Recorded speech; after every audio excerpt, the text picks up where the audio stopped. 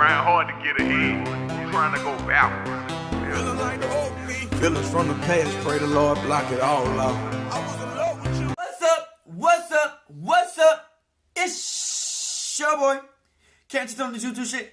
Hey man, say man.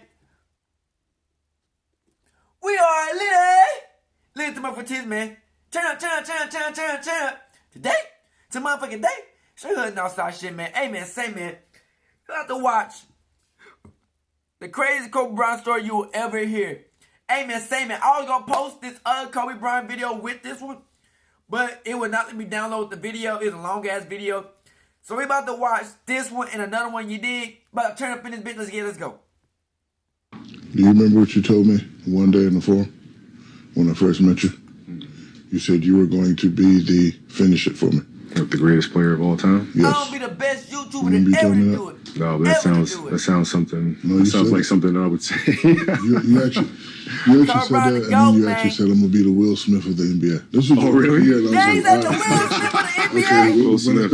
Yeah, times have changed. Hey man, say man. He don't Kobe want to be the Will Bryant Smith. is without a doubt a top 10 player of all time, and some would even even make the argument for him being a top 5 player ever. Winning 5 rings, 2 Finals MVPs, a regular season MVP, 18-time All-Star, 15-time All-NBA, 12-time All-Defense, 2 scoring titles, and the list just goes on and on and on. And he's also my favorite player of all time, and always will be.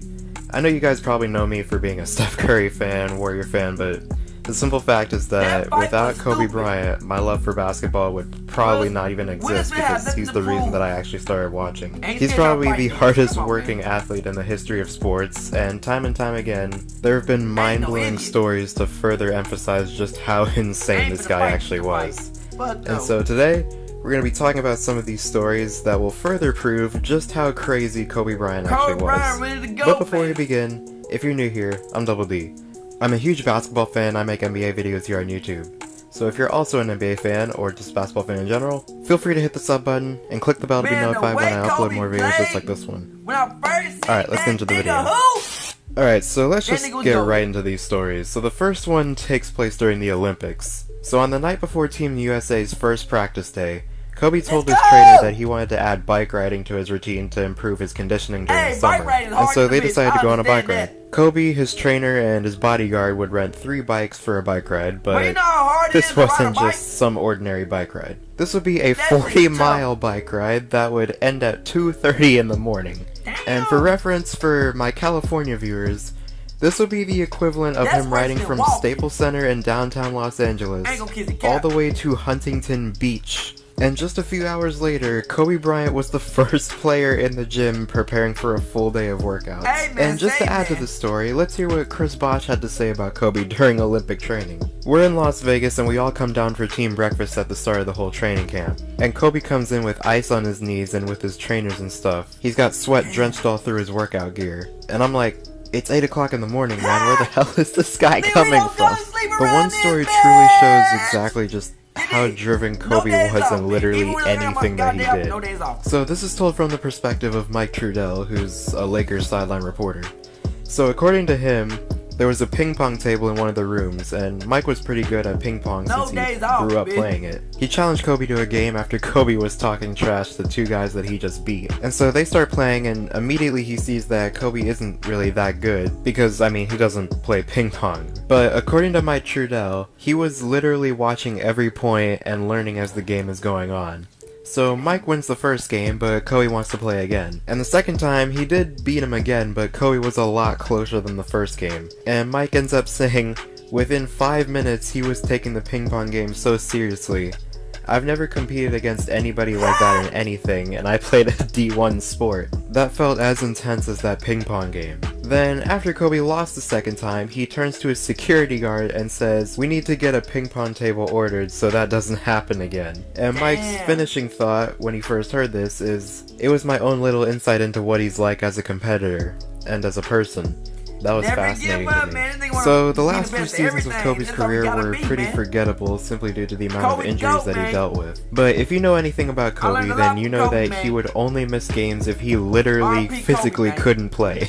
He's played hurt, he's played sick, but nothing will ever top what he did just a few years ago. Because while the 2 free throws on a torn Achilles is probably one of the most famous examples of this game is equally as impressive and, in my opinion, doesn't really get the attention that it should. So on January 21st, 2015, against the Pelicans, Kobe was driving baseline for a dunk, and due to contact from Quincy Pondexter, he would end up tearing his rotator cuff in his right shoulder. And so, locker room, Kobe would instead end up playing the game left-handed. And I have nothing else to really say about this because nothing really needs to be said. So let's go on to some times where he talked trash before the game and backed it up. So on November 11th, 2005, the Lakers played the 76ers and a 21-year-old Andre Iguodala, who ended up holding Kobe to just 17 points on 7 for 27 shooting. And so he ended up talking to some reporters after the game and said that Laker coach Phil Jackson told him that it was the best he'd ever seen someone defend Kobe. And so the next time the Lakers played the Sixers, just a couple months later on January 6, 2006, Kobe stopped by the Sixers locker room to deliver a message to him, but he wasn't there yet. So Kobe, being Kobe, told them to pass a message on to him by simply saying, "Tell Andre 50 tonight." And do you want to know how many points he scored that game? 60, bitch. 48 points on 19 for 29 from the field. Now, I just want to take a moment because even though he didn't score 50, do you understand how hard it is to score 50 points in an NBA game, just normally? But then to tell someone that you're gonna drop 50 on them, and then to go out and almost do it, that's just... everybody good. Jeez. But this next one follows the same theme. So, in December of 2006, Gilbert Arenas had the game of his life by scoring 60 points on the Lakers and setting an NBA record of 16 points in overtime alone, which is a record that still stands today. And so, when the Wizards are on their plane about to leave, Caron Butler calls Kobe since they were good friends, and that's when Gilbert says, "Hey man, who you talking to? You talking to Kobe?" Put him on speakerphone, and for reasons that I will probably never understand, he decides to say, "Hey man, if you're the Black Mamba, then I'm the Black Mongoose." To which Kobe responds, "I'm gonna remember that when I come see y'all in DC." And so fast forward 3 months to February 3rd, 2007, where the Lakers are playing the Wizards. Kobe doesn't shake anyone's hand before the tip-off. Instead, he goes over to Gilbert Arenas, pats him on the back, and said, "Remember, you asked for this." Kobe then goes on to score 32 points in the first 3 quarters and finishes the game with 39 points, while Gilbert scores 37, but he did so on 9 for 29 from the field, and 3 for 15 from 3. That's, yeah. But this last one is probably the craziest of them all, and will only confirm just how crazy his work ethic actually was. This story is told from the perspective of Gerald Henderson, who played against Kobe quite a bit in his career, but this was one of the first matchups in 2009. So Gerald comes to the arena to get some shots up way before the game, and in typical Kobe fashion, he's there first, because of course he is. And so Gerald starts paying more attention to him because, I mean, he's a rookie at this point, and this is Kobe Bryant right in front of him working on all his moves, so, you know, he could learn some things. But Gerald notices that Kobe's missing more shots than usual, but at first he didn't really think too much of it. But that's when Kobe looked up at the rim with the ball in his hand looking confused, and he motions over to the sideline. From there, a bunch of workers come out onto the court, and Kobe's talking to them, and one of them eventually brings out a ladder. And so that's when Gerald finally comes out to center court and asks, "What's going on?"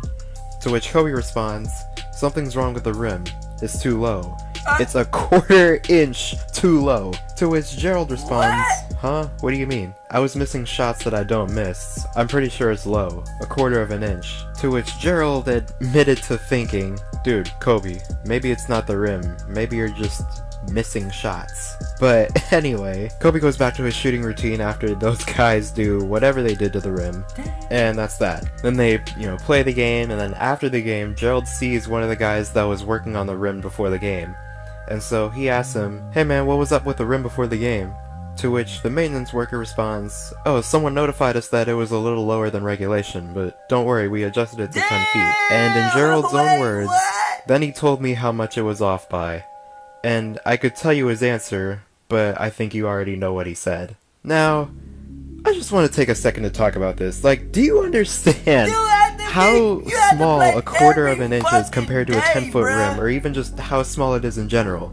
Like, think about Think about the size of You gotta a play pea every day, or a train pencil every day, eraser. just know That's what the roughly size of how the big a rim is. quarter inch is. And he knew it was off even by that little amount because Damn, that's Kobe just how Goat, much man. he worked on his shot. Wow, This man was so far This dude beyond was just the goated, word bruh. great.